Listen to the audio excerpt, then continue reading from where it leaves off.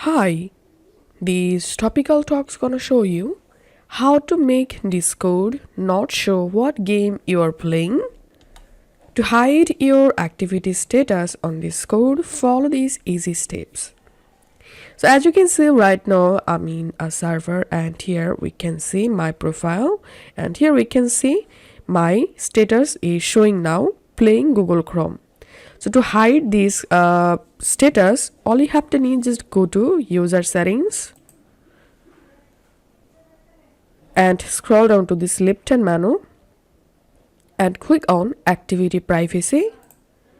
And here you will get this option display current activity as a status message. So to hide your current status, all you have to need just disable this option. And now if I go to the server again, here we can see my activity status is hidden now.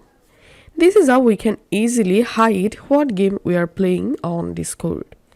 If this video helped you out, please leave a like and leave a comment down below. Thank you for watching.